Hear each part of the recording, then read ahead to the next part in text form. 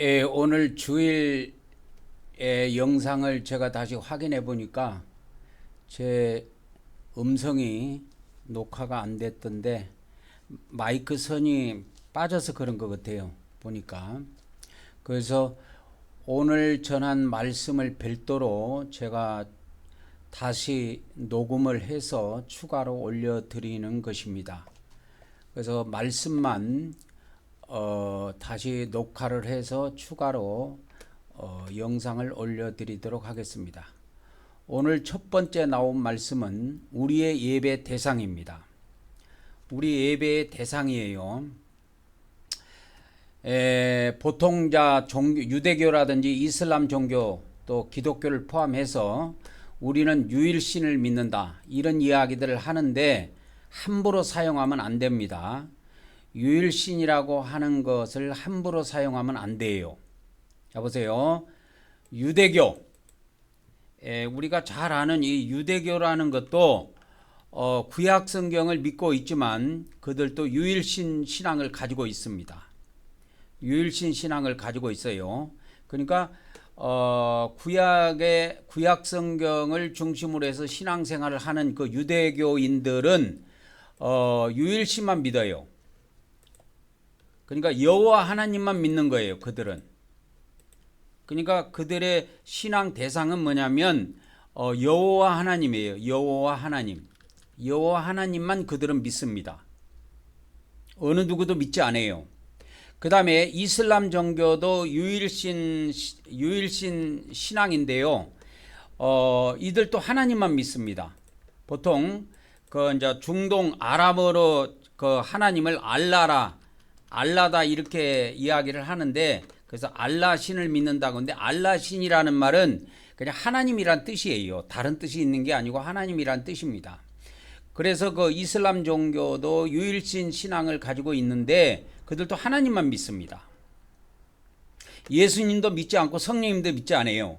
그래서 그들에게 물어보면, 이슬람 종교인들에게 물어보면 예수님이 누굽니까? 그러면 선지자라 그래요. 그러니까 예수님이 그들은 하나님으로 믿지 않습니다. 그 다음에 그러면 성령님은 그러면 누굽니까? 이렇게 물어보면 성령은 가브리엘 천사다, 그렇게 이야기해요. 그래서 우리가 오늘 말씀을 통해서 확실히 알아야 될 것은, 우리는 예배할 때 그 예배 대상이 누구냐? 성삼위 하나님입니다. 성삼위 하나님이라는 걸 잘 알아야 돼요. 우리의 예배의 대상은 성삼위 하나님이에요. 성부 하나님, 성자 하나님, 성령 하나님. 그래서 제가 항상 기도할 때 보면은, 예배할 때 오늘 또 성부 하나님과 성자 하나님과 성령 하나님께 우리가 예배를 드리오니 받아 주시옵소서. 우리 기독교 목사님들은 이렇게 기도 안 해요. 저만 이렇게 기도하는 겁니다. 그러니까 우리 기독교에서도 이 성삼위 하나님의 신앙관이 확실히 백해 있지 않아요. 백해 있지 않고 그냥 기도할 때 전능하신 하나님, 우주 만물을 창조하신 하나님 이러면서 그냥 예배를 위해서 기도하면서 그렇게 기도를 그렇게 시작하고 예배를 시작합니다. 그래서 저처럼 성부 하나님, 성자 하나님, 성령 하나님 이렇게 쓰지 않아요. 저는 그것을 제가 기독교 안에서 신앙생활 할 때, 제가 목사 안수 받기 이전에 평신도로 신앙생활 할 때 기독교 안에서 성결교에서 신앙생활 해봤고, 그 다음에 침례교에서도 해봤고, 장로교에서도 신앙생활 해봤는데, 어느 목사님도 이 시간에 성부 하나님과 성자 하나님과 성령 하나님께 예배를 드리오니 하면서 이렇게 성삼위 하나님을 정확하게 이야기한 사람은 단 한 명도 본 적이 없어요. 그래서 오늘은 우리가 반드시 알아야 될 것이 뭐냐? 알아야 될 것이 뭐냐면 유일신에다가 맞추지 말고 우리의 예배의 대상은 성부 하나님, 성자 하나님, 성령 하나님이시다 이거요. 그래서 우리 한국 경배교회는 예배 드릴 때 가장 마지막에 하나님께 경배를 올리는데요. 엎드려서 7배의 경배를 성삼위 하나님께 올립니다. 그때 오늘 또 우리가 성부 하나님과 성자 하나님과 성령 하나님께 찬송과 존귀와 영광과 감사를 드립니다. 이렇게 시작을 해요. 그래서 우리의 예배 대상은 아버지 하나님만 예배 대상이 아니에요. 아버지 하나님만 예배 대상이 아니고 아들 하나님, 그 다음에 영 하나님, 이 성령은 보통 우리가 이 성자를 다 빼면은 성자를 다 빼게 되면은 아버지 하나님, 아들 하나님, 영 하나님 이렇게 나옵니다. 이게 원래. 그래서 부는 아버지 부자고 자는 아들 자자고 영은 신령 영자예요. 그래서 아버지 하나님, 아들 하나님, 그 영 하나님 이렇게 돼요. 원문에 가보면. 그래서 우리가 성삼위 하나님께 우리는 예배를 한다 이 말이에요. 성삼위 하나님께 예배를 하는 것입니다. 한 분에게만 하는 게 아니에요. 한 분에게만 하는 것이 아니고 성부 하나님, 성자 하나님, 성령 하나님께 우리는 다 예배를 온전히 드리는 것입니다. 그래서 우리 기독교의 그 교리에 보면은 성부, 성자, 성령은 삼위 이렇게 3persons 해갖고 삼위, 세 유격, 세 신격, 세 분. 그러면 삼위가 무슨 뜻이냐? 가장 쉬운 말로 말하면 세 분이라는 뜻이에요. 그래서 우리가 예배할 때는 세 분 하나님께 동시에 예배를 하는 거예요. 한 분 하나님께만 하는 게 아니에요. 예배는. 우리가 기도를 할 때는 예수님이 주기도문에서 가르쳐 주셨을 때 주기도문에도 말씀을 하셨지만 하늘에 계신 우리 아버지에서 예배의 최종, 기도의 최종 연락자는 아버지 하나님이시기 때문에 우리가 기도할 때는 아버지 하나님 하면 맞아요. 그러나 예배할 때는 우리가 예배를 주일날 우리가 예배를 할 때 우리 기독교에서는 보통 하나님께만 예배한다고 생각하지 성삼위 하나님께 예배한다고 생각을 하지 않아요. 그래서 우리 기독교는 엄연히 말하면 성경에서 빗나간 겁니다. 우리는 성삼위 하나님께 온전히 예배하는 거예요. 그래서 하나님께서 저를 이 마지막 때 말씀의 나트로 쓰시려고 창세전에 예배해 놓으셨다가 기독교 안에서 모든 것 잘 전하는 말씀, 잘못 전하는 말씀들을 다 무장하게 하셔가지고 이제는 저를 기독교 밖으로 내세워가지고 광야에서 헌차 외치게 한다 이 말이요. 그래서 예수님이 오시기 전에는 2000년 전에도 광야에서 외치는 자가 있었던 것처럼 그 세례 요한이잖아요. 그런 것처럼 이 마지막 때에도 예수님이 지상 재림하시기 전에 이렇게 해서 광야에서 외치는 자들이 나와요. 꼭 저만 있다고 말하지 않습니다.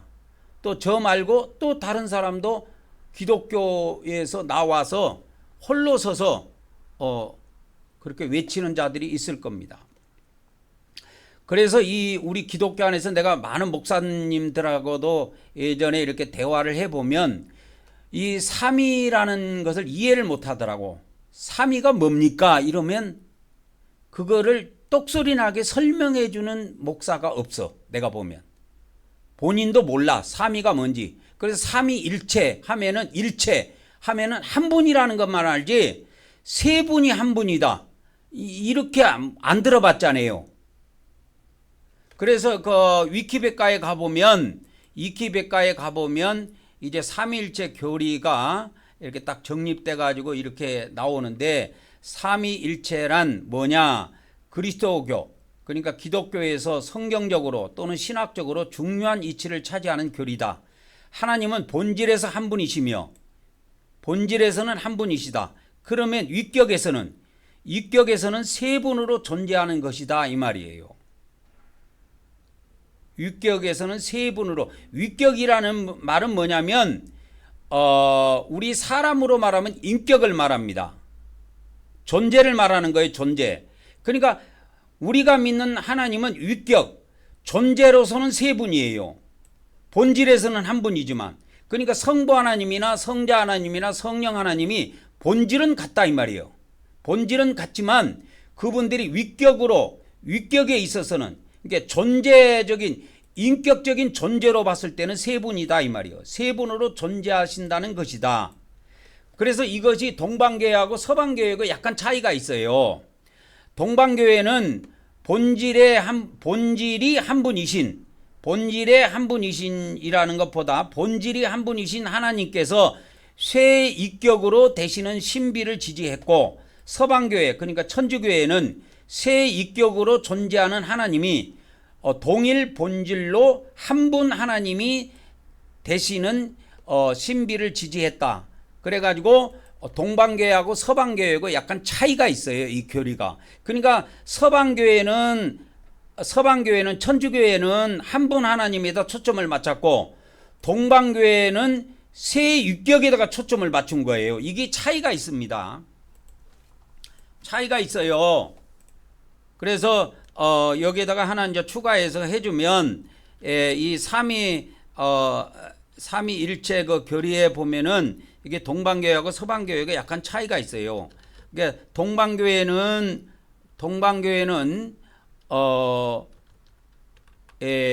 한 분, 그러니까 본질은 한 분이신데 세 위격, 그러니까 삼위로 존재하신다. 여기에 초점이 맞춰져 있는 것이고, 서방교회는 천주교회인데 삼위로 계신 하나님이 본질이 같은 한 분이시다. 그래서 본질이 같은 한 분이시다. 이런 식으로 해서 한 분 하나님을 강조해요. 서방교회에서는. 그러나 동방교회에서는 삼위를 강조한다 이 말이야. 그런데 제가 볼 때는 동방교회든 서방교회든 이 삼위에 대해서 정확하게 믿지 않아요. 내가 볼 때는. 그래서 우리가 세례를 줄 때도 내가 하나님의 이름으로 너에게 세례를 주노라 이렇게 안 합니다. 성부 하나님과 성자 하나님과 성령 하나님의 이름으로 내가 너에게 세례를 주노라 그렇게 한다 이 말이에요.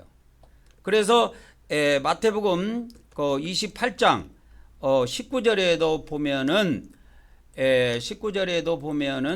예수님께서 그 말씀을 하실 때, 제자들에게 말씀하실 때 모든 족속으로 제자를 삼아 가지고 침례를 베풀라고 할 때, 이게 침례를 베풀라고 할 때 이때 삼위 하나님의 이름을 사용하게 되어 있어요. 아버지와 아들과 성령의 이름으로 침례를 베풀고, 그래서 침례를 세 분 하나님의 이름으로 줍니다. 여러분, 이걸 잘 기억하셔야 돼요. 그러니까 우리가 침례를 베풀 때도 그냥 아버지 하나님 이름으로 내가 너에게 세례를 베푸노라 이렇게 하면 틀린다니까. 그런 것처럼 예배할 때도 오늘 또 우리가 아버지 하나님께 예배를 드리오니 우리 예배를 받아주시고 축복해 주시고 어쩌고 저쩌고 이렇게 하면 안 돼요. 우리의 예배의 대상은 세 분 하나님이야. 삼위 하나님이라니까. 삼위라니까. 삼위. 그러면 이 삼위가 성부 하나님, 성자 하나님, 성령 하나님인데, 이 삼위라는 원뜻은 뭡니까? 그러면 세 분이라는 뜻이에요. 삼위라는 것은 사람의 수준에서 말하면 세 분이라는 뜻입니다. 세 분. 물건으로 말하면 세 개, 그런 의미예요. 위가 뭡니까?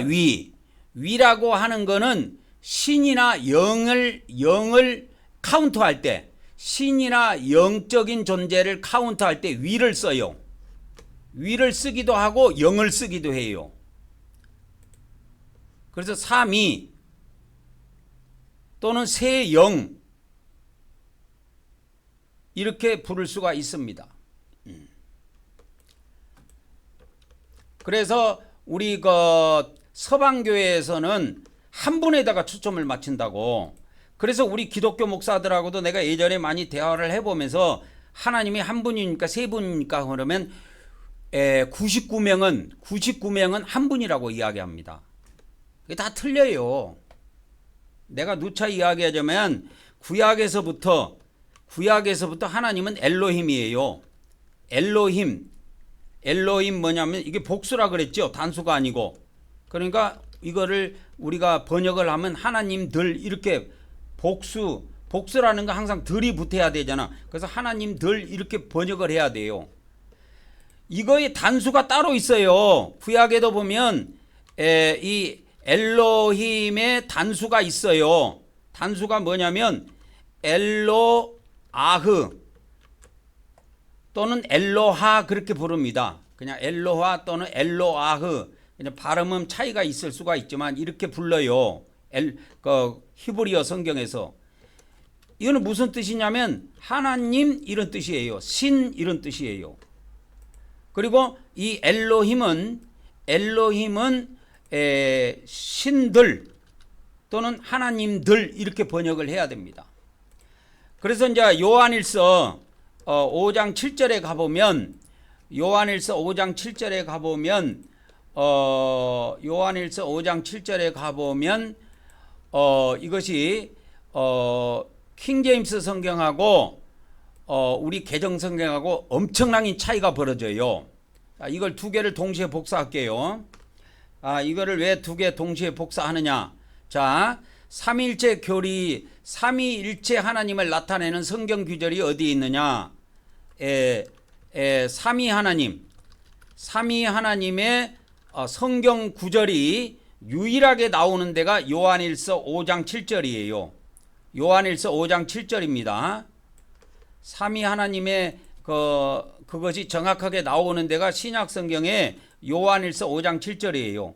그런데 이 개정성경은 뭐냐면 서방교회에서 가지고 내려오는 헬라 원문이에요. 서방교회에서. 그리고 이 킹제임스 성경은 다수필사본이라고 그래갖고 동방교회에서 전수해 내려오는 헬라어 원문입니다. 그래서 이 헬라어 원문을 한글로 다 번역해 놓은 건데 영어로 번역해 놓은 것을 또 그 영어를 한글로 번역한 건데 그래서 서방교회에서는 이걸 다 지워버렸어요. 증가하시는 이가 셋이다 해갖고 셋이 누군지 무엇을 증가하는지 아무도 모르게 싹 지워버렸어. 그런데 동방교회에서는 하늘에서 증가하시는 분이 세 분이다. 이렇게 정확하게 나와요. 하늘에서 증가하는 분이 세 분이다. 그러니까 세 분이 누구냐? 아버지와 말씀과 성령이시다 이 말이요. 그러니까 님자는 뺄게요. 아버지도 님자가 안 들어갔는데 성령님만 님자를 붙이면 그것도 모순이에요. 님자를 붙이려면 아버님, 말씀님, 성령님 이렇게 다 같이 붙여야 돼요. 동일하게. 세 분은 하나다. 원래 하나님은 세 분이에요. 원래 하나님은 한 분만 계셨어요. 한 분만 계셨는데 아버지 하나님이 아들을 낳았어. 그래서 원래는 하나님이셨는데 아들을 낳기 때문에 아버지 하나님이라고 불러요. 그래서 하나님이 이제 아들을 낳으셨단 말이에요. 천국에서. 그래서 아버지 하나님이 된 거예요. 처음부터 아버지 하나님이 아니에요. 처음부터 아버지 하나님이 아니라니까. 그래서 아들을 낳기 때문에 이 아들 하나님이 생긴 거야. 아들 하나님이. 그리고 이 하나님이 또 아들만 낳으신 것이 아니고 성령도 낳으셨어. 성령도. 성령은 보통 낳았다고 표현하지 않고 성령은 나오셨다 이렇게 표현합니다. 유출이다 그래요. 그래서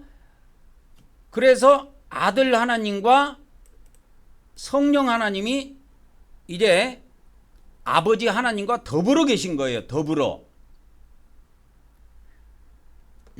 그래서 우리가 믿는 예배 대상은 이 성부 하나님, 성자 하나님, 성령 하나님, 이 세 분 하나님, 이 세 분 하나님을 우리는 예배 대상으로 보는 겁니다. 그래서 예배 대상이에요. 그래서 요한계시록에 보면은 그래서 어린 양 예수, 어린 양이라고 이렇게 예수님을 어린 양으로 이렇게 비유로 감춰놨는데 그분에게도 찬양을 하고 경배를 하는 예배의 대상이 되는 것이 요한계시록에 나와요. 물론 성령에 대한 성령 하나님에 대한 이 경배하는 모습은 나오지는 않습니다. 요한계시록에도. 그러나 우리는 하나님이 원래는 한 분으로 계셨다가 이제는 우리를 창조하고 우주 만물을 창조하고 우리를 창조하기 이전에 우주 만물을 창조하기 이전에 세 분 하나님이 계셨기 때문에 그래서 이 세 분 하나님이 우리의 구원을 위해서 우리를 위해서 모든 것을 처음부터 계획하시고 역사하시고 일하시고 그렇게 하셨기 때문에 우리는 예배의 대상이 삼위 하나님이라는 것을 잘 이해하셔야 됩니다. 그러면 이 삼위 하나님 중에서 아들 하나님, 우리가 보통 이제 성자 하나님이라고 부르는 이 아들 하나님은 특별히 이 땅에 인간으로 다시 태어나셨어요. 그러니까 그분은 원래 하나님이셨는데 인간으로 여자의 몸에서 태어났어요. 그래서 그 이름을 예수라고 했는데 이것을 여자의 후손이라 그래요. 창세기 그 3장 15절에 보면 여자의 후손이 나오지요. 그 여자의 후손은 예수 그리스도를 이야기하는 것인데 그 하나님이신데도 불구하고 아버지 하나님의 명령을 받아서 인간으로 태어난 겁니다. 왜 인간으로 태어났냐면 죄인을 위해서 십자가에 죽어야 될 사람이 필요한데 그러한 사람이 마땅한 죄가 없는 사람이 필요한데 죄가 없는 사람이 없는 거야. 죄가 없는 사람이 없기 때문에 아버지 하나님께서는 아들 하나님께 특별히 명령을 해서 얘야 네가 내려가서 인간으로 네가 33년 반 동안 살다가 인간들의 죄를 위해서 십자가에서 죽으시고 죽고 올라오너라 이렇게 해서 이 땅에 내려오셔갖고 인간으로 33년 반을 사시다가 속죄제물 인간들의 죄를 위해서 속죄제물로 십자가에서 죽으신 거예요. 그리고 3일 만에 부활하셨다가 이제 부활하셨다가 40일 있다가 지상에 40일 동안 계시다가 40일 만에 하늘나라로 승천해서 올라가셨습니다. 그리고 때가 되면 재림을 하십니다. 그래서 그리스도의 나라 계시록 11장 15절에 보면 그리스도의 나라가 나오는데 이 그리스도의 나라에서 1000년 동안 통치하실 것입니다. 그리고 다시 천국으로 다 들어가요. 그리스도의 나라는 이 땅에서 영원히 있는 나라가 아니에요. 1000년 동안만 있는 왕국이라 그래서 천년왕국이라 그래요. 천년왕국이라 그런다 이 말이요. 그래서 여기다가 하면 천년왕국이 끝나면 천년왕국 이후에 이렇게 넣으면 좋겠죠. 그러니까 예수님이 천년왕국 이후에는 천국으로 다시 들어갑니다. 왜 그러냐면 그게 아버지 뜻이에요. 아버지 뜻이고 성삼위 하나님의 뜻이에요. 성부 하나님, 성자 하나님, 성령 하나님의 뜻이에요. 왜 예수님이 이 땅에 영원히 사실 수 없느냐 하면은 사실 수도 있지만 하나님께서 그렇게 정하지 아니하셨다니까. 아버지 하나님께서. 그래서 우리 믿는 사람은 여호와 증인이 말한 것처럼 이 지상에서 영원히 사는 것이 아니고 천국에서 영원히 살아요. 천년왕국 백성들도 다 올라갑니다. 천국으로. 이때 대휴거가 있습니다. 대휴거가 이때 있어요. 지금 뭐 기독교 안에서는 휴거가 교회 시대 끝에 있는 줄 알고 자꾸 휴거 이야기 하는데 그거는 천년왕국 뒤에 있습니다. 그러니까 천년 뒤에 있다라는 걸 아셔야 돼요. 그래서 누군가 인간 중에서 죄 없는 사람이 인간을 대신해서 그 의로운 사람, 죄 없는 사람이 제물로서 십자가에 죽기를 원하셔서 하나님께서는. 그런데 아담으로부터 아무리 찾아봐도 그런 인간이 한 명도 없어. 한 명도 없어. 그래서 하나님께서는 아담이 범죄했을 때, 아담이 선악과를 따먹고 범죄했을 때 여자의 후손을 약속해 준 겁니다. 이때 바로 약속해 준 거예요. 아담 때부터 이건 약속된 거예요. 여자의 후손이. 그 여자의 후손이 누구냐? 예수님이에요. 예수님이라니까. 그래서 십자가에 죄를 위한 속죄 제물로 십자가에서 돌아가신 겁니다. 그래서 제물로 죽으신 거예요. 그 예수님이 제물로 죽었다 이거예요. 그러니까 이 제물로 죽는 비밀이 두 가지가 있는데, 구약에는 죄를 지었을 때 하나님의 백성들이 죄를 지으면 동물을 끌고 옵니다. 하나님 앞에 동물을 끌고 오면, 동물을 끌고 와서 그 동물에다가 머리에다가 안수하고 자기 죄를 다 고백해서 이전을 한 다음에 그 제물을 자기가 손수 잡아 죽입니다. 손수 잡아 죽일 때에 제사장이 옆에 있다가 피그릇을 갖고 있다가 피를 받아요. 그래서 그 피를 제단에 뿌려줍니다. 그러면 제단에 피를 뿌림으로 인해서 제사함을 받고 돌아가요, 집으로. 이게 신약에도 똑같아요. 근데 신약에 다른 것이 뭐가 있냐면, 구약에는 사람이, 하나님의 백성들이 죄를 지을 때마다 그때그때 제물을 잡아 죽였지만, 신약에는 하나님께서 그만한 제물이 없는 거예요. 왜? 사람을 제물로 써야 되기 때문에. 사람이, 죄 없는 사람도 없을 뿐만 아니라 완전한 제물을 하나님이 원하셨기 때문에 아들 하나님을 제물로 내줬는데 매일 내줄 수가 없어서 한 번만 내주시고 그 다음에는 믿음으로 피를 받아서 뿌려서 제사함을 받도록 한 겁니다. 그래서 여러분 이걸 잘 알아야 돼요. 피를 뿌려서 제사함 받는 것은 구약이든 신약이든 변함이 없어요. 근데 뭐는 변함이 있느냐? 구약에는 제물을 수없이 주겠다는 것하고 신약에는 제물을 딱 한 번만 주겠다는 거예요. 한 번만. 이게 베드로전서 3장 18절에 나옵니다. 그리스도께서 단번에라는 것은 한 번만 죄를 위해서 죽으셨다 이 말이요. 한 번만 죄를 위해서 죽으사, 이렇게 번역을 해야 맞습니다. 한 번만 죄를 위해 죽으사. 의인으로서 뭘 대신했어요? 의인으로서 불의한 자를 대신했다 이 말이에요. 대신했다. 대신 죽었다. 대신. 그래서 대속이라 그래요. 이걸 대속. 대신 갚았다. 대신 죽었다. 그래서 이걸 대속이라 그럽니다. 왜 그러냐? 우리를 누구 앞으로 인도해요? 하나님 앞으로 인도한다니까요. 하나님 앞으로 인도하기 위해서 그렇게 한 겁니다. 그 다음에 이제 오늘 나온 말씀 중에 네 번째는 하나님의 공의와 하나님의 은혜의 두 축이에요. 우리 기독교는 오직 믿음으로만 구원받는 것만 가지고 있습니다. 그래서 기독교 교리를 따라가면 다 망해요. 기독교인들이. 성경을 따라가야 됩니다. 예수님의 말씀을 따라가야 되고 성경을 따라가야 되지, 우리 기독교인들이 만일에 기독교 교리를 따라가면 다 죽어요. 그래서 하나님께서는 하나님의 백성을 이끌어 가는데 두 축으로 이끌어 가시는데, 하나는 은혜로 이끌어 가시고 하나는 공의로 이끌어 가시는데, 그래서 우리가 하나님의 공의로도 하나님의 은혜로도 구원을 받고 하나님의 은혜로도 구원을 받고 하나님의 공의로도 구원을 받아야 돼요.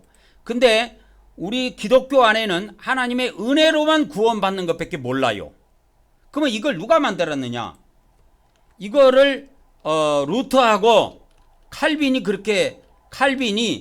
500년 전에 교리로 확정을 했어요. 그래서 루터와 칼빈을 좋아하고 따라간 사람들은 다 망합니다. 결국은. 왜? 성경에 하나님의 은혜로 구원받는 것도 있지만 하나님의 공의로 구원받는 것도 있어요. 그러면 하나님의 공의로 구원받는 것은 뭐고 하나님의 은혜로 구원받는 것은 뭐냐? 어떻게 구원을 받는 거냐? 하나님의 은혜로 받는 구원은 우리가 믿음을 통해서 받아요. 우리는. 그 하나님의 말씀을 그냥 믿으면 돼. 그래서 요한복음은 그 하나님의 은혜의 복음인데, 요한복음은 은혜의 말씀인데, 요한복음은 은혜의 말씀인데, 이 은혜의 말씀에 보면 예수를 하나님의 아들로 믿고 그리스도로 믿으면 영생을 한다고 약속이 되어 있어요.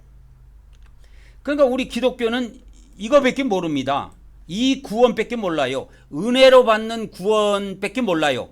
근데 하나의 축이 더 있다라는 걸 아셔야 돼요. 하나의 축이 더 있다라는 걸 아셔야 됩니다. 그래서 하나님의 은혜로 받는 구원이 있고 하나님의 공의로 받는 구원이 있어요. 그러니까 하나님의 은혜로 받는 구원은 우리가 어떻게 받느냐? 믿음으로 받아요. 그래서 요한복음 말씀을 그냥 믿으면 돼요. 그러면 요한복음의 핵심은 뭐냐? 요한복음의 핵심은 뭐냐면 요한복음 20장 31절이에요. 요한복음 20장 31절입니다. 요한복음 20장 31절인데 요한복음 20장 31절에 보면 오직 이것을 기록하면 너희로 예수께서 하나님의 아들, 그러니까 예수가 누구냐? 하나님의 아들 그리스도이시다 이거예요. 이거를 믿게 하는 데 있는 겁니다. 요한복음은. 그래서 믿어서 뭐 어떻게 되는 거예요? 믿어서 생명을 얻게 하는 데 있는 거예요. 이 생명이 영원한 생명이라고 그래갖고 이걸 영생이라 그래요. 영생이라 그럽니다. 그러니까 우리가 이것이 은혜로 받는 구원이에요. 은혜로 받는 구원입니다. 그러니까 이거는 루터 칼빈으로부터 500년 전부터 교리로 확정돼 갖고 지금까지 전수돼서 내려옵니다. 유전되어 내려온다 이거요. 지금 기독교 안에 이거 다 내려오고 있어요. 그런데 기독교 안에 내려오지 않는 것이 있어. 하나 모르는 것이 있어. 기독교가 모르는 것이 있어. 하나님의 공의로 받는 구원이 있어요. 공의로 받는 구원. 이걸 모르는 거예요. 우리 기독교는. 공의로 받는 구원은 뭡니까? 공의로 받는 구원은 믿음으로 받는 구원이 아니고 행위로 받는 구원이에요. 행위로 받는 구원입니다. 그러니까 하나님은 우리 인간이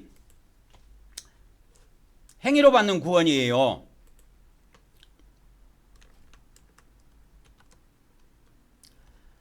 그래서 우리 인간이 첫사람 아담이 선악과를 먹어버린 거예요. 그래서 선악과를 먹은 결과가 뭐냐면 선을 행하기도 하고 악을 행하기도 해요.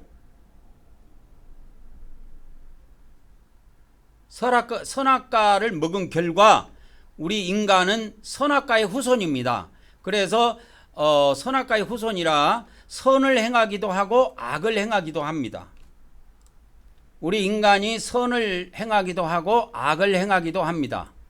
그래서 이 선을 행하는 자의 보응은 천국으로 갚아주고, 그래서 죽음은 반드시 심판이 있다 그랬죠. 히브리서 9장 27절에 보면 한 번 죽는 것은 정해진 것이요 그 후에는 심판이 있는데 사후에 심판이 있습니다. 여기다 사후 심판이라고 할게요. 오늘 나온 말씀을 보충해서 별도로 영상을 만들어서 여러분들에게 올려드리려고 제가 추가로 영상을 녹화하고 있는 중에 있습니다. 그래서 이 사후 심판이라고 하는 것은 뭐냐면 이 사후 심판이 뭐냐면 그리스도의 심판대인데 이때 이 세상에 살 때 선을 행하는 사람은 천국, 그 다음에 악을 행한 사람들은 지옥, 이렇게 판결이 떨어져요. 이 그리스도 심판대에서 선과 악에 대한 심판을 합니다. 선과 악에 대한 심판을 해요. 그러니까 악을 행한 사람들에 대해서는 지옥이고 선을 행한 사람들은 천국에 들어갑니다. 그런데 그러면 선을 얼마큼 행해야 되느냐? 그러면 악을 얼마큼 행하지 말아야 되느냐? 그 기준을 말하자면 단 한 번이라도 죄를 지면 안 돼요. 단 한 번이라도 죄를 짓게, 우리가 믿은 이후에 단 한 번이라도 죄를 지면 그 하나의 죄 때문에 지옥을 들어가야 됩니다. 그래서 결론은 뭐냐? 결론은 뭐냐면 우리 믿는 자들이 행위로는 다 지옥행이다 이 말이요. 믿는 자들이 행위로는 절대 천국에 들어갈 수 없다라는 것을 알 수가 있습니다. 그래서 하나님께서도 전지전능하신 전지전능한 하나님께서 이걸 알고 계셨어요. 모르는 것이 아니에요. 전지전능한 하나님께서 믿는 자들이 행위로 구원받을 자가 없음을 미리 아셨어요. 그래서 미리 안다고 그래서 미리 다 알고 계신다 그래서 전지라 그래요. 그래서 하나님께서는 미리 아셔서 이 행위로 공의 심판에서 행위로 심판받을 때 공의에 의한 구원은 행위에 의한 구원인데 행위로 구원을 받는 것을 이야기하는데 그러면 행위로 구원받을 사람이 없다라는 걸 하나님께서는 아셨기 때문에 공의로 구원받는 거 안 해도 공의 구원 안 해도 은혜를 심어놨어요. 그래서 하나님의 은혜를 믿고 하나님의 은혜로 믿음으로 하나님의 은혜를 우리가 믿음을 통해서 제사함을 받도록 하는 것을 알려주셨는데 예수님께서 이걸 알려주셨는데 그것이 공간복음에 기록되어 있어요. 그게 공간복음에 기록되어 있어요. 요한복음은 이 공의심판하고 하등의 상관이 없어요. 천국 지옥하고 요한복음은 하등의 상관이 없어요. 요한복음은 이 공간복음 안에 천국과 지옥이라는 것이 나옵니다. 그래서 예수님께서는 이거를 우리 인간들이 구분할 수 있도록 하기 위해서 그렇게 말씀을 이게 천국이라는 단어와 지옥이라는 단어는 마태복음에만 나오게 했고 그 다음에 요한복음에는 천국이나 지옥이 전혀 나오지 않도록 했습니다. 그래서 이거를 달리 제가 표현을 해볼게요. 이거를 달리 표현해 보면 이렇게 표현할 수가 있습니다. 어떻게 표현할 수가 있느냐면 다섯 번째로 해볼게요. 은혜로 들어가는 천국과 공의로 들어가는 천국 이거를 해볼게요. 요거는 나중에 이제 6번으로 바뀌겠죠. 자, 그러면 공의로 들어가는 천국이 있고 은혜로 들어가는 천국이 있어요. 자, 공의로 들어가는 천국을 증언하는 책이 뭐냐면 공간복음입니다. 그 다음에 은혜로 들어가는 천국, 은혜로 들어가는 천국을 증언하는 것이 요한복음이에요. 그러면 요한복음에 천국이라는 말이 안 나오지만 이 하나님의 나라라는 말은 2번 나와요. 내가 하나님의 나라가 천국인데 요한복음에서 이거 3장 3절하고 5절 2번 나옵니다. 거기는 은혜로 들어가는 천국을 증언합니다. 요한복음은 은혜로 들어가는 천국을 이야기하는데 거듭나면 돼요. 요한복음 3장에서는 거듭남을 주장합니다. 거듭나면 다 들어가요. 누구든지 다 들어갑니다. 예수님을 믿고 물과 성령으로 거듭났다. 그러면 다 천국에 들어가. 그런데 이게 날짜가 중요해. 여기에 우리 기독교에서는 이걸 잘 모르는데 날짜가 중요해. 그러면 은혜로 들어가는 천국은 언제 들어가느냐? 이게 중요합니다. 마지막 날이에요. 마지막 날에 들어가는 거예요. 이게 마지막 날에 들어갑니다. 은혜로 들어가는 천국은 마지막 날에 들어가고 그러면 공의로 들어가는 천국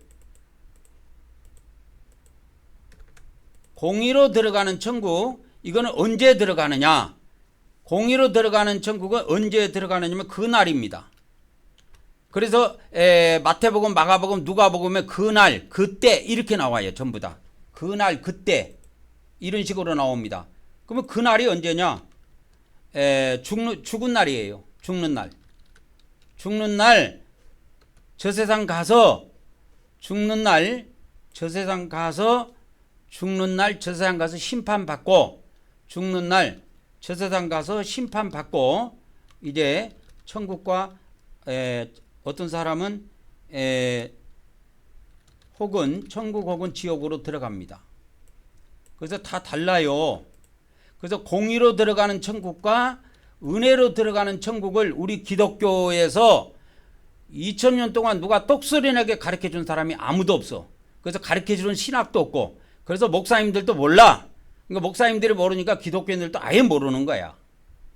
그래서 하나님께서는 저에게 이 모든 비밀들을 성령님을 통해서 다 알려주시고, 이 마지막 때 말씀에 놔둬 쓰시려고 창세전에 예배해 놨다가 저에게 다 알려주셔서 제가 이거를 이제 전 세계에 공표를 하는 것입니다.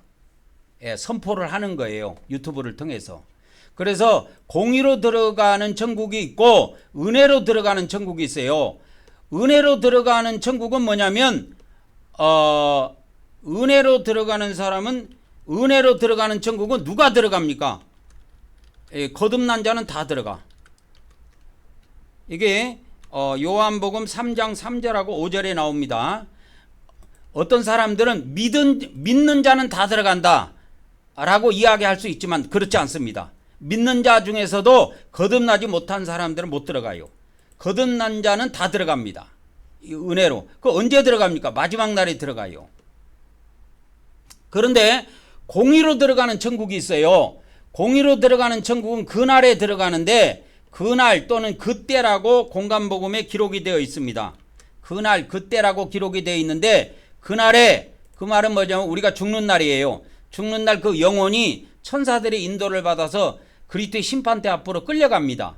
거기서 하나님의 심판을 받고 그리스도로부터 심판을 받고 천국 혹은 지옥으로 떨어지게 돼 있어요. 천국 혹은 지옥으로 떨어집니다. 그러면 이 천국 지옥은 누가 들어갑니까? 이 천국 지옥은 누가 들어갑니까? 누가 들어갑니까? 거듭난 자들이 들어가요. 하나님의 자녀들. 이게 쉽게 말하자면 하나님의 자녀들이 여기에 들어갑니다.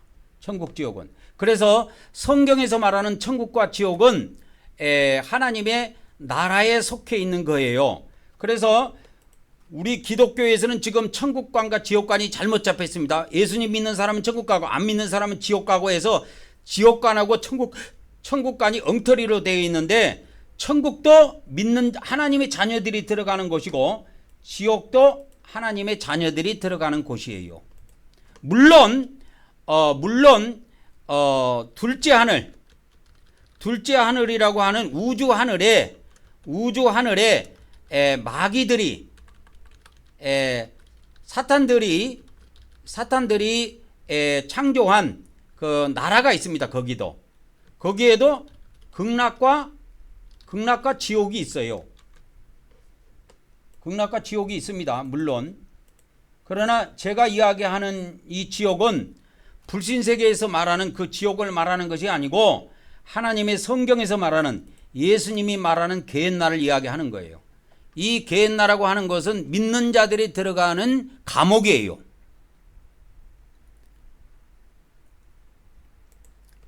그래서 지옥에 가 있더라도 언제까지만 들어가 있느냐? 지옥에도 마지막 날까지만 있는 거예요. 영원히 있는 게 아니고. 그래서 이게 바울계시록에는 뭐냐면 심판의 큰 날이라고 나와요. 심판의 큰 날. 심판의 큰 날까지만 지옥에 있다고, 그렇게 지옥에다 가다 두라고 하나님께서 심판할 때, 죽은 사람들이 저 세상에 올라오면 그 영혼을 심판할 때 하나님께서 그렇게 심판을 하십니다. 그게 바울계시록에 상세히 기록되어 있어요. 바울계시록에 상세히 기록되어 있습니다. 그래서 제가 우리 한국 경백교회를 작년 10월 달에 창립했을 때 그때 바울계시록을 제가 예전에 번역한 거를 책으로 프린트해서 10권을 복사집에서 만들어 가지고 제가 이렇게 이렇게 쭉 다 나눠 드렸는데 이 바울계시록을 꾸준히 읽을 필요가 있습니다. 바울 서신을 읽은, 성경을 통해서 바울 서신을 읽은 사람들은 꼭 바울 서신만 읽지 말고 바울계시록을 같이 읽어야 돼요. 그래야 성경이 열려요.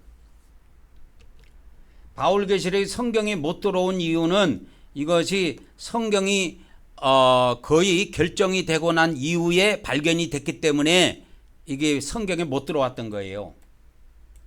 성경이 그렇게 해서 이 바울계시록이 못 들어온 겁니다. 그러니까 오늘 여러분들이 꼭 기억해야 될 것은 뭐냐면 공의로 들어가는 천국이 있고 은혜로 들어가는 천국이 있어요. 그러면 이 천국하고 공의로 들어가는 천국하고 은혜로 들어가는 천국이 다릅니까?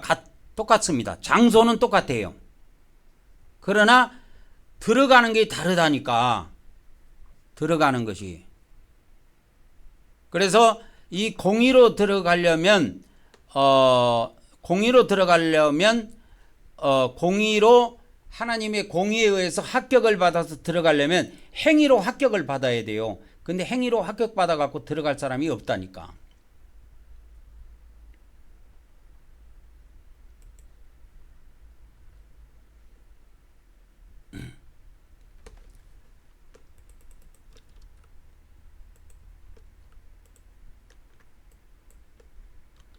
그래서 이거를 다시 이렇게 다시 복사를 해가지고 제가 이거를 한번 또 추가로 설명을 해보도록 하겠습니다. 그러니까 공의로 들어가는 천국은 우리가 죽어서 바로입니다.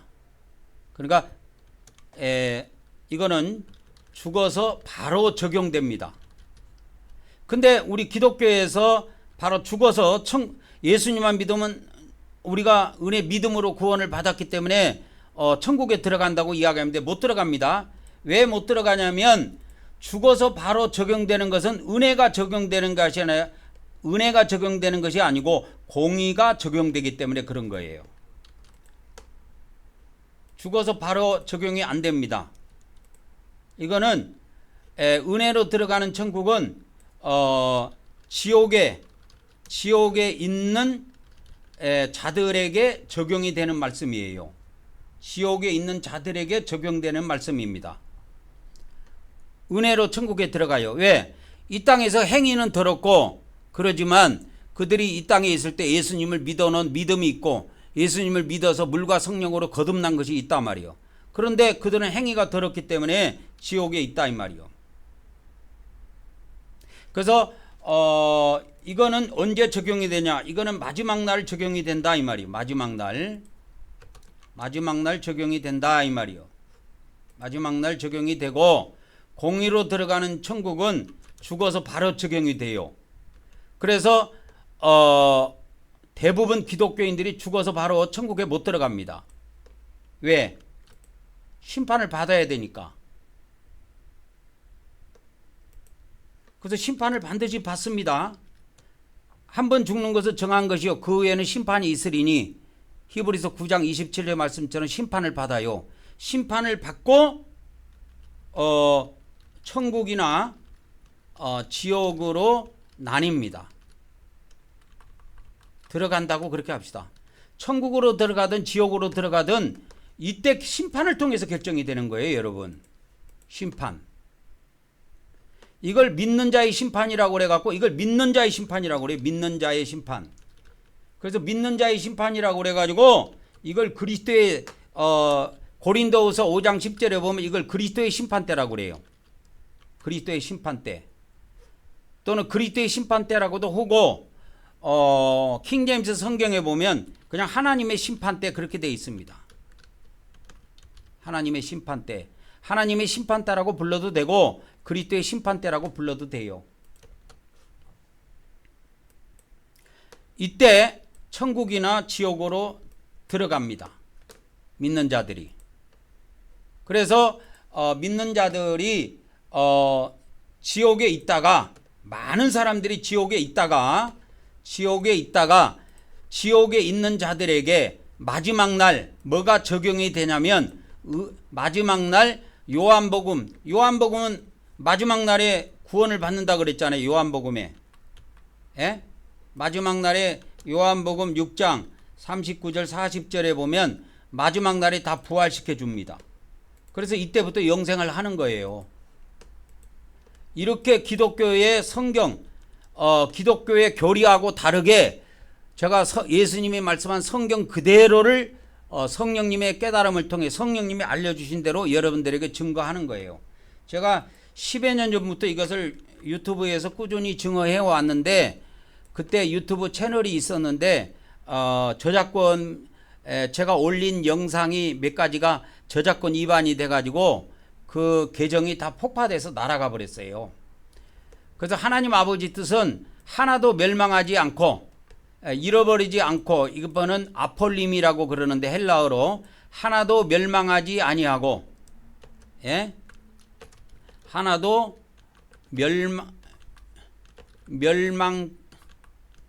멸망치 아니하고, 멸망하지 아니하고 마지막 날에 다 살려줘요. 예수님이 다 부활시키신다니까. 이때부터 영생이에요. 그러니까 믿음으로 믿는 자가 영생을 하는 거는 마지막 날부터야. 그러면 마지막 날 이전에는 우리가 뭐가 적용이 돼요? 천국에 들어갈 때 공의가 적용이 된다니까. 그래서 심판을 받고 천국과 지옥으로 나눠져요. 천국과 지옥으로 나눠진다니까. 그렇기 때문에 우리 한국 경배교회는, 그래서 우리 한국 경배교회는 일반 전 세계 다른 교회와 다르게 예배 때 뭘 하냐면, 우리는 예배 때 우리는 제사함을 받는 일을 아주 전문적으로 합니다. 받는 일을 해요. 제사함 받는 일을 예배 때. 그래서 회개하고 예수님 피 뿌린다 이 말이에요. 회개하고 예수님 피를 뿌린다 이 말이에요. 일반 교회에서는 상상도 못하는 거죠. 우리는 합니다. 매주 합니다. 일반 교회 목사들은 이런 비밀을 모르기 때문에 회개하는 것도 대충 회개하는 것도 안 하고 예수님 피 뿌리는 게 뭔지도 모르고 아무것도 모르고 그냥 예배만 주구장창 드리는 거예요. 예배만 드리면 천국 가는 줄 알아. 못 가요. 죄가 있기 때문에 못 간다니까. 죄가. 천하 없는 목사라도 죄 없는 목사가 없어요. 단 예수님 믿고 단 한 번의 죄라도 있으면 절대 천국 못 갑니다. 그럼 어떻게 하면 갑니까? 회개하면 가요. 회개하면 간다니까. 회개하고 예수님 피 뿌려갖고 제사함 받아야 돼요. 그 죄를 사함 받아야 지옥에 안 떨어져요. 그래서 예배라는 것은 뭐냐면 구약의 예배는 제사였어요. 전부 다 피 뿌리는 거예요. 피 뿌리는 거. 피 뿌리는 거라니까. 그래서 원래 내이기에 보면은 그 신학교에서 내이기를 예배서라고 부르더라고. 신학교 가니까 신학교 교수들이 내이기를 예배서라고 하는데 구약의 예배서예요. 구약의 예배서는 제사함 받는 일이 전체 다야. 그래서 피 뿌린다니까. 제단에다가 제물을 죽이고 피를 받아서 그 피를 뿌리고, 그래서 제사함 받는 일에 온통 모든 일을 집중하는 거예요. 그래서 우리는 이걸 합니다. 매주 합니다. 일반 교회에서는 상상도 못하지요. 왜? 그 목사가 이런 실력이 없거든. 박사기 10개라도 모른다니까. 박사기 10개라도 몰라요. 그래서 이거를 이제 다시 정리하자면, 7번째, 예수님의 말씀의 두 축을 알아야 됩니다. 성경은 예수님을 증거하는 책이에요. 요한복음 5장 39절에 보면, 너희가 성경에서 영생을 얻는 줄 알고 성경을 이렇게 연구하거니와 이 성경은 나에 대해서 증언하는 것이니라 해가지고, 이 구약 성경이든 신약 성경이든 다 예수님을 증언하는 책이에요. 근데 예수님의 말씀의 두 축이 있는데, 예수님의 말씀, 성경은 다 예수님을 증언하는 책이지만 특별히 예수님이 직접 하신 말씀의 두 축은 요한복음과 공간복음이 있습니다. 그러니까 요한복음도 구원을 다루고 있고 공간복음도 구원을 다루고 있어요. 근데 요한복음은 믿음으로 받는 구원을 다루고 있고 공간복음은 행위로 받는 구원을 다루고 있어요. 여러분, 내가 옛날에 기독교 목사들한테 이렇게 물어보면은 천국은 뭐로 들어갑니까? 천국은 뭐로 들어갑니까? 그러면 다 믿음으로 들어간다고 그래. 전부 다 돌팔이들입니다. 믿음으로 들어간다는 천국이 성경에 어디 있어요? 있으면 갖고 와봐. 없어. 이 사람들아, 목사들 정신 차려. 그러니까 없다니까. 그러니까 기독교 목사들, 이 돌팔이 목사들만 따라가면 다 지옥에 떨어져요, 여러분. 그래서 이 기독교 목사들을 조심해야 돼요. 기독교인들은. 기독교 목사님들한테 내가 물어봤어. 천국은 목사님 뭐로 들어갑니까? 그러면 전부 다 믿음으로 들어간대. 그러니까 성경을 읽어도 헛방으로 읽는 거야. 마태복음 7장 21절에 한번 가볼게. 마태복음 7장 21절에 한번 가볼게. 이게 뭐로 들어가는지, 천국을 뭐로 들어가는지 한번 내가 해볼게. 찾아줘 볼게. 자, 마태복음 7장 21절에 가보면 이거 예수님께서 직접 하신 말씀입니다. 예수님 말씀이야. 이게 예수님 말씀인데 예수님 말씀을 우습게 알아, 목사들이. 칼빈이나 루터 말은 기똥차게 알아듣고 예수님 말씀은 가볍게 알아들어. 그래서 지옥 떨어지는 거예요. 이게 예수님 말씀이요. 마태복음 7장 21절에 나더러 주여 주여 하는 자마다 천국에 들어갈 것이 아니요. 이 말은 무슨 말이냐면 나더러 주여 주여 하는 자가 누구냐면 예수님 믿는 자를 이야기하는 거예요. 믿는 자라고 다 천국 들어가는 것이 아니다. 그러면 누가 들어갑니까? 하늘에 계신 내 아버지 뜻대로 행하는 자가 들어간다고. 이게 못을 박아놨어요, 예수님은. 그래서 천국은 행위로 들어가. 이 사람들아, 믿음으로 들어가는 것이 아니고, 믿음으로 들어가는 것이 아니고 행위로 들어가는 거라니까. 자, 마태복음의 천국을 이해해야 됩니다. 마태복음의 천국은 공의로 들어가는 하나님 나라야. 공의로 들어가는 하나님의 나라야. 그래서 공의로 들어가려면 선행이 있어야 돼. 완전해야 돼. 선이 완전해야 돼. 근데 완전한 인간이 어디가 있어? 완전한 인간이 어디가 있냐고. 마태복음 5장 그 끝절에 보면 예수님께서 하신 말씀이 있어. 마태복음 5장 끝절이 48절인가? 거기 보면 이런 말씀이 있다고. 봐보세요. 하늘에 계신 너희 아버지가 온전하신 것 같이 너희도 온전하라. 그 온전하라고 예수님 말씀하셨는데 온전한 인간들이 아무도 없어. 목사도 온전하지 않고, 장로도 온전하지 않고, 권사도 온전하지 않고, 집사도 온전하지 않고, 온전한 사람이 없다니까. 온전한 사람이 없어요. 온전한 사람이. 그래서 우리가 이걸 알아야 됩니다. 그러면 이 마태복음에서 말하는 천국은 공의로 들어가는 하나님의 나라를 이야기하는데 이건 행위로 들어가는 나라란 말이야. 행위로 들어가는 나라야. 행위로 들어가는 천국이야. 근데 행위로 온전한 사람이 어디가 있냐고. 없다니까. 그래서 없는데 이 공간복음회를 보면은 공간복음에 보면 믿음을 통해서 죄사함을 받는 비밀을 예수님이 계시해 주셨어요. 그래서 어떤 사람들이 병고침 받으려고 이렇게 예수님 앞에 나올 때 그 믿음을 보고 예수님이 그들의 믿음을 보고 내 죄사함을 받았느니라 이 말씀하시는 대목이 마태복음에도 나오고 마가복음에도 나오고 누가복음에도 나와요. 세 군데 다 나옵니다. 그걸 합해서 공간복음이라고 그래요. 그래서 믿음으로 죄사함 받는 비밀을 알려주셨다니까. 그래서 우리가 행위로는 구원을 받을 수 없는데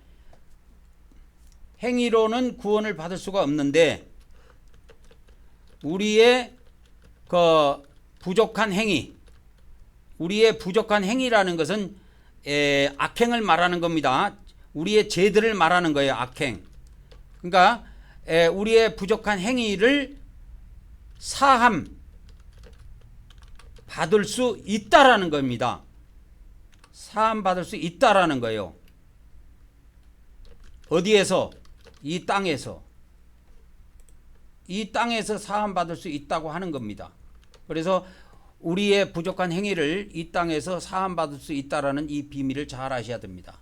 그래서 예배를 인도할 때, 목사님들은 예배를 인도할 때 그 예배를 통해서 회개를 하고 제사함 받는 백성들이 예수 그리스도의 피를 뿌림으로 제사함을 받도록 예배를 인도해 줘야 돼요. 그렇게 인도하지 않는 예배는 다 헛방입니다. 다 헛방이에요. 그래서 제가 예전에 신학교 다닐 때 예배는 두 종류가 있다 이렇게 가르쳐 주더라고. 그래서 오늘 이것도 생각이 나던데, 예배는 두 종류가 있다. 가인의 예배가 있고 아벨의 예배가 있다. 그러면 가인의 예배가 뭡니까? 가인의 예배는 피 없는 예배고 아벨의 예배는 피가 있는 예배다.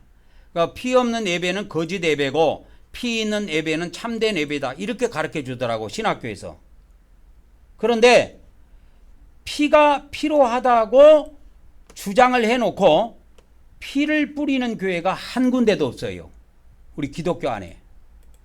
이제는 좀 생기기는 했지만 예전에는 없었어요. 그래서 이 피뿌림의 예배가 이 마지막 때 나타나는 거야. 9번째. 피뿌림의 예배가 그래서 이 마지막 때 나타나는 그 이유를 알아야 됩니다. 이유. 그래서 이 피 뿌리는 예배를 통해서 우리가 뭐 예배를 통해서도 피를 뿌리지만 집에서 하나님께 기도하기 전에 회개하고 예수님 피 뿌려서 거룩한 상태로 기도도 올리고 우리가 경배도 올리는데, 그렇게 피를 사용함으로 예수 그리스도의 피를 뿌림으로 우리가 흰옷 입은 자가 되는 거예요. 거룩한 자가 되는 겁니다. 흰옷 입은 자가 된다 이 말이에요. 거룩한 자가 된다 이 말이에요.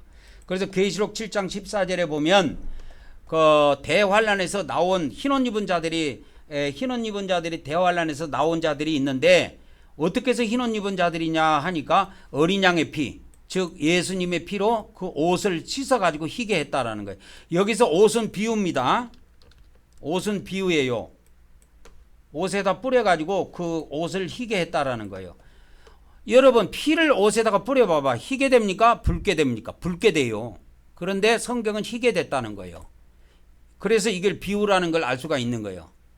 그래서 우리가 예수 그리스도의 피를 우리 몸에도 뿌리고 우리 혼에도 뿌리고 우리 영에도 뿌려서 우리 영과 혼과 몸이 거룩하게 될 수 있습니다. 이 마지막 때.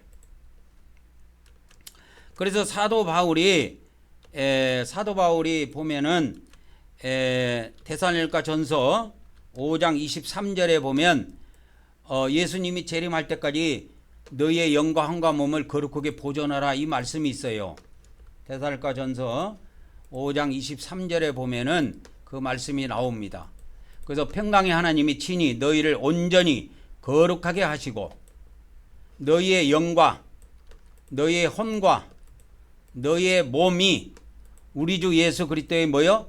강림하실 때에, 예수님이 재림하실 때까지, 재림하실 때 흠없게 보존되기를 원한다 이거예요. 흠없게 거룩하게 보존되기를 원하는 겁니다. 그러면 우리의 영과 우리의 푸뉴마와 우리의 푸시케와 우리의 소마가 어떻게 깨끗하게 될 수 있느냐? 예수 그리스도의 피로 이 마지막 때 깨끗하게 됩니다. 그래서 그것을 상징적으로 보여주기 위해서 계시록 19장 13절에 보면 예수님께서 강림하실 때, 지상에 강림하실 때 입고 있는 옷이 있는데 그 옷이 피에 적셔진 옷이에요. 피 뿌린 옷이라니까요. 완전히 피에 담가진 옷입니다. 그래서 이제 10번째 보도록 하겠습니다. 10번째. 그래서 이 예배 때 회개하고 예수님 피 뿌리는 게 그렇게 중요하다니까요. 자, 예수님의 말씀의 두 축. 요한복음 5장 39절에 보면 아까도 이야기했지만 성경에서 영생을 얻는 줄 생각하고 성경을 연구하거니와 이 성경이 곧 내게 대하여 증언하는 것이라고 했는데, 여기서 말하는 성경은 구약 성경을 말합니다. 구약 성경. 그러니까 구약 성경도 예수님을 증거하고 신약 성경도 예수님을 증언해요. 근데 예수님의 말씀은 두 축이 있다니까. 하나는 무슨 말씀이요? 하나는 요한복음의 말씀, 하나는 공간복음의 말씀이 있어요. 요한복음의 말씀은 은혜의 말씀이라고 합니다. 공간복음의 말씀은 공의의 말씀. 그러면 은혜의 말씀은 어떻게 해야 됩니까?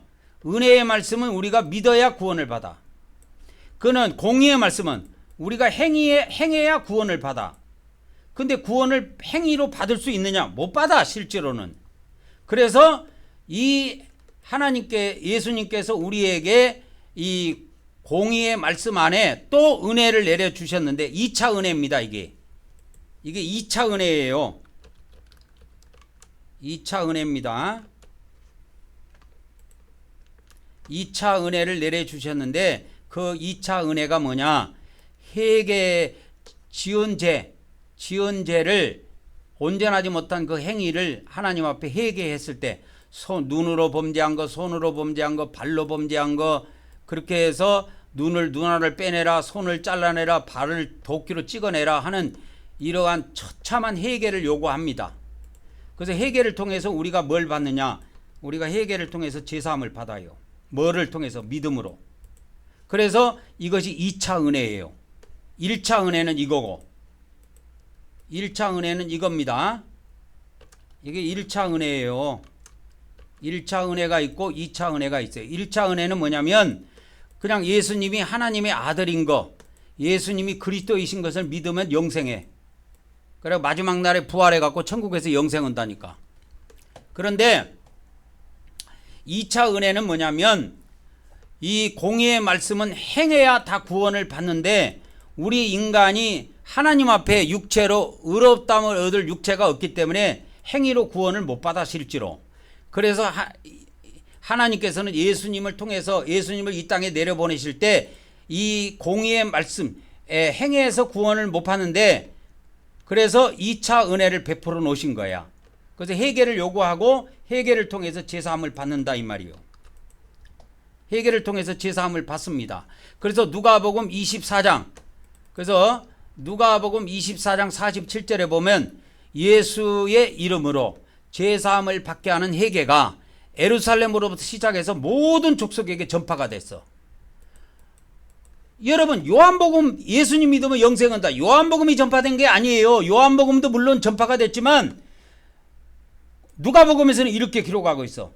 예수님을 믿음으로 예수님의 이름을 통해서 제사함을 받게 하는 회개가 예루살렘으로부터 시작해서 유대와 사마리아와 땅끝까지 전파가 됐다 이 말이요. 근데 회개하냐 이 말이요. 믿는 사람들이 예배 때마다 회개해야 되고 매일매일 회개해야 돼요. 그래서 공간복음은 그래서 이 공간복음은 어떤 말씀인지 알아야 돼요. 공간복음은 마지막 날 이전, 이 마지막 날이 부활의 날인데 마지막 날 이전에 구원받는 비밀을 알려주는 책이 공간복음이에요. 그래서 공간복음은 우리가 죽는 날부터 시작해서 마지막 부활하는 그날까지 구원받는 비밀이 이 공간복음에 다 기록되어 있어요. 마태복음, 마가복음, 누가복음에.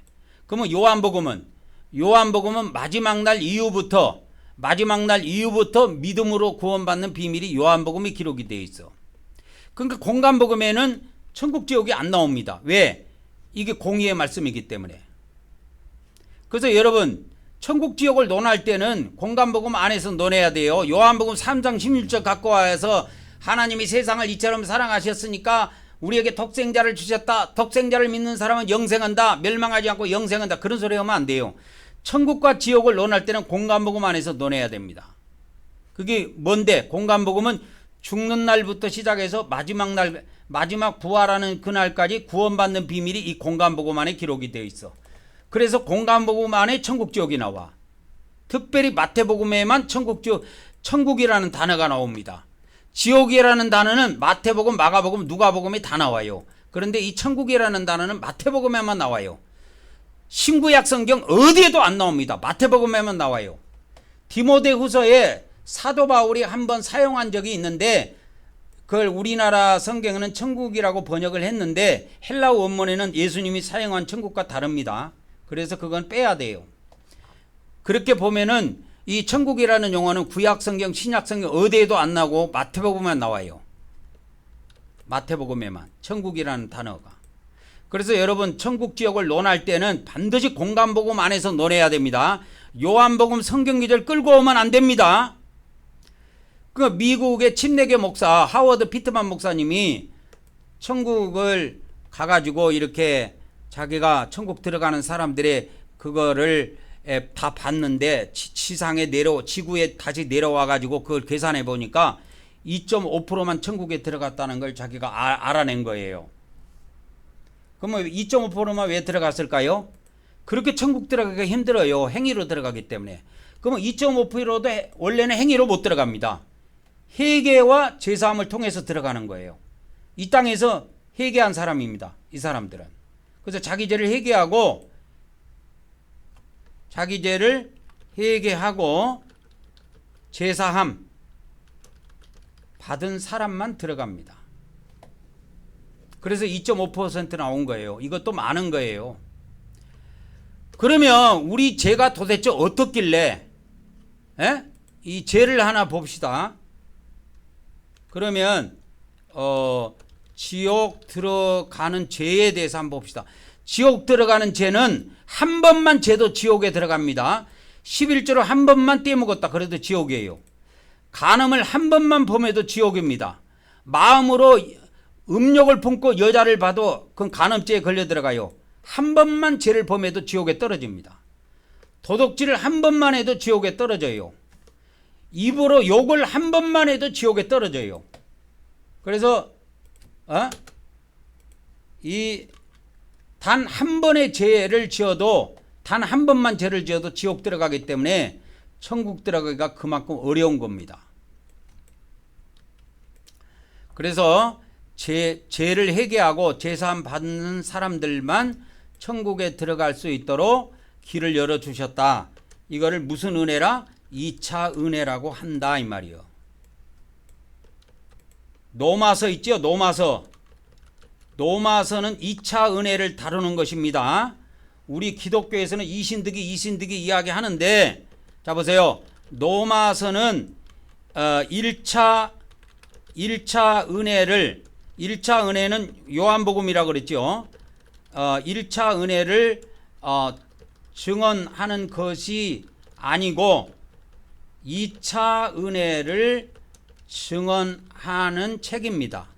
잘 아시기 바랍니다.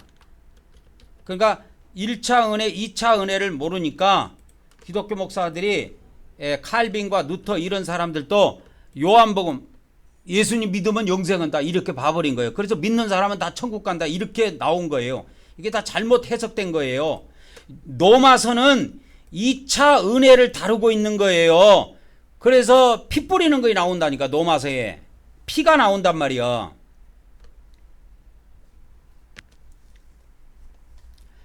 그래서 요한복음 3장 16절을 갖다 대면 안 됩니다. 이게 요한복음 3장 16절은 1차 은혜예요.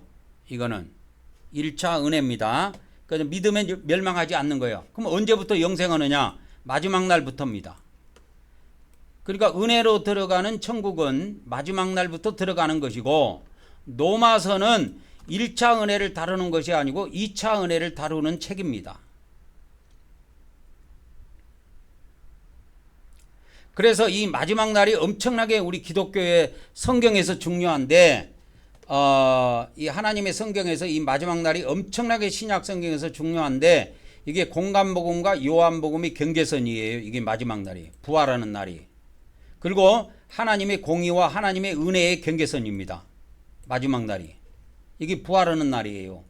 그래서 믿는 사람들이 죄를 짓고 가서 그걸 회개하지 못하고 죽었을 때 하나님의 심판을 받고 지옥에 들어가게 되는데 지옥에 있는 믿는 자들도 하나님을 믿는 자들도 마지막 날에는 다 천국에 입성하게 되어 있어요. 그래서 이것이 자세히 나오는 데가 바울계시록입니다.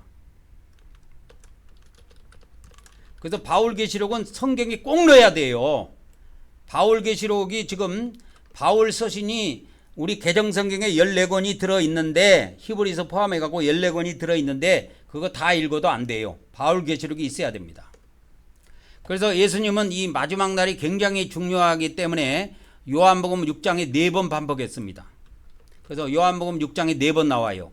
그리고 요한복음 전체는 6번 나옵니다. 그래서 우리 믿는 자들이 죽으면 심판을 받고 천국과 지옥으로 나눠져요. 왜? 공의가 먼저 적용되기 때문에. 그래서 이거 공의의 심판이라고 그래. 이거를 공의의 심판을 받고 천국 지옥으로 나눠져요. 은혜복음, 요한복음이 먼저 적용되는 것이 아니야. 요한복음이 적용되는 것은 마지막 날이야.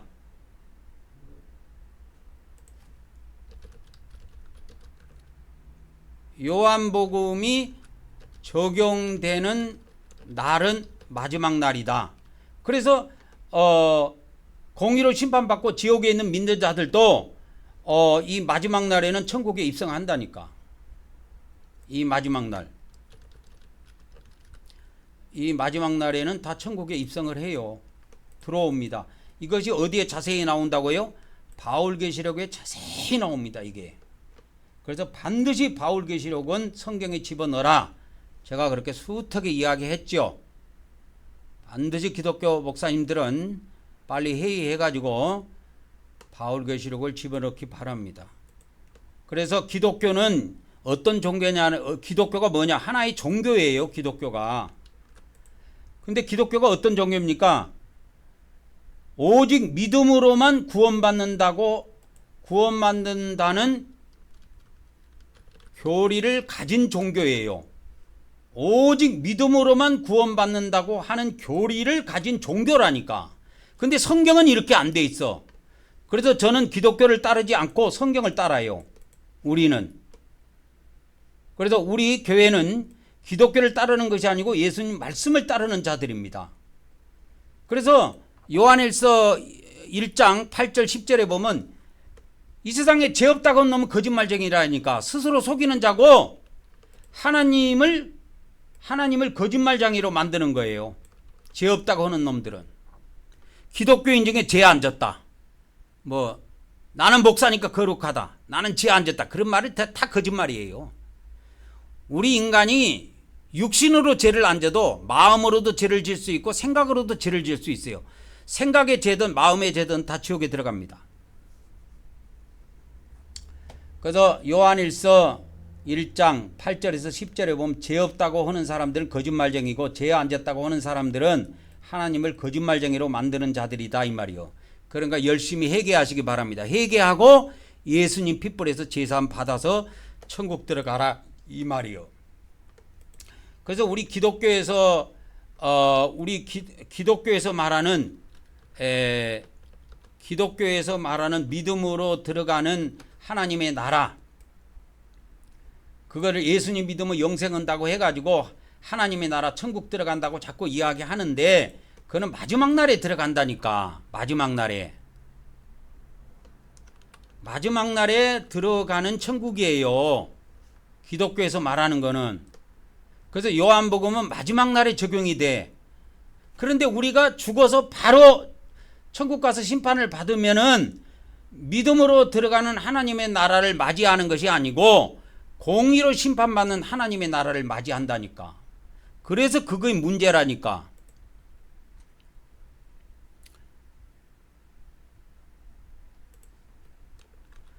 그래서 우리 교회는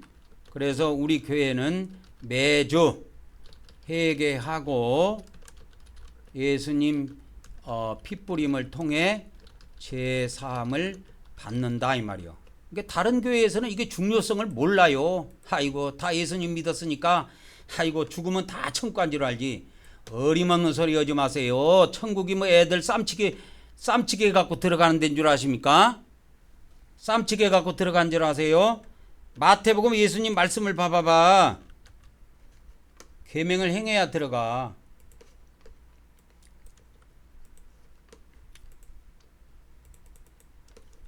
마태복음 5장 19절 20절에 보면은 누구든지 지극히 작은 계명 하나라도 버리고 가르친 사람들은 천국에서 지극히 작다 일컬음을 받을 것이요. 이 사람들이 작다 일컬음을 받을 것이요 이러지만은 이 사람들은 천국에 못 들어가요. 이 지옥에 떨어지는 거예요. 이 사람들은. 그리고 행하고 가르치는 자. 천국에서 크다 일컬음을 받는 거예요. 천국에서. 이 사람들은 먼저 천국 들어가요. 이 사람들이 먼저 된 자로 들어갑니다. 먼저 된 자. 먼저 된 자로 들어가고 이 앞에 있는 사람, 이 사람들은 나중된 자요. 이 사람들은 나중된 자로 마지막 날에 천국에 들어와요. 이 사람들은. 그래서 마태복음, 마가복음, 누가복음 보면 이 공간복음 보면 나중된 자가 있고 먼저 된 자가 있어요. 이거는 천국에 먼저 들어간 자가 있고 천국에 나중에 들어온 자가 있다라는 거예요. 그래서 예수님께서 내가 너희에게 이르노니, 여기서 너희라는 것은 제자입니다. 제자들에게 하신 말씀인데 제자들에게 뭐라 그러냐? 너희의 의. 여기서는 행위의 의를 말하는 거야. 너희의 행위의 의가 서기관과 바리새인보다 더 뛰어나지 못하면 천국에 못 들어온다. 결코 천국에 들어가지 못하리라. 이게 경고예요, 경고. 천국엔 아무나 쉽게 들어가는 것이 아니라니까. 근데 우리 기독교에서는 그냥 믿음으로 들어가는 나라라고 이렇게 정의를 해놨다니까. 근데 예수님은 뭐라고 정의했느냐? 오늘 이것만 정리하고 마치도록 하겠습니다. 기독교는 믿음으로 들어가는 나라, 믿음으로 들어가는 천국이라고 정의를 했습니다. 기독교는 믿음으로 들어가는 천국, 이렇게 정의를 했는데 예수님은 어떻게 정의를 했냐? 믿음으로 들어가는 천국이 아니고 행위로 들어가는 천국이다 이 말이에요. 행위로 들어가는 천국. 그래서 천국은 행위로 들어가는 겁니다. 그래서 이거는 언제 들어가냐면 그날 들어가는 천국이에요. 그날이 언제입니까? 죽는 날. 우리 육체가 죽는 날, 우리가 육체가 죽는 날에 들어가는 그 천국은 행위로 들어가는 천국이에요. 그래서 행위가 완전하지 못하면 못 들어가요. 그러면 행위가 진짜 완전해야 들어가느냐? 이 땅에서 완전하지 않아도 불완전하지만 열심히 회개하고 예수님 피 뿌린 자들은 천국에 먼저 된 자로 들어간다 이 말이요. 먼저 된 자가 있습니다. 그래서 먼저 된 자로 들어갑니다. 그 이제 나중된 자는 언제냐? 나중된 자는 뭐냐면 나중에 천국에 들어온 자들인데 이 자들은 뭐냐면 지옥에서 나중에 들어온 자들이에요. 이걸 나중된 자라 그래. 그래서 지옥에는 영원히 있는 것이 아니고 반드시 마지막 날에 들어와요. 나중이라고 하는 것은 마지막 날을 말합니다. 마지막 날에 반드시 들어오게 되어 있습니다. 천국에. 우리 예수님 믿는 사람, 거듭난 사람들은 다 들어와요. 그래서 이게 성경이라는 걸 알아야 돼요. 천국에 들어갈 때 먼저 된 자가 있고 나중된 자가 있다라는 사실을 아셔야 됩니다. 오늘 주일 예배 영상을 녹화를 했는데 제 음성이 녹화가 안 돼가지고 확인을 해보니까 추가로 영상을 만들어서 설교 부분만 별도로 추가로 제가 녹화를 해서 올려드리니 많은 시청을 바랍니다. 오늘 이상 끝! 오늘 여기서 마치도록 하겠습니다. 다음 시간에 뵙도록 하겠습니다.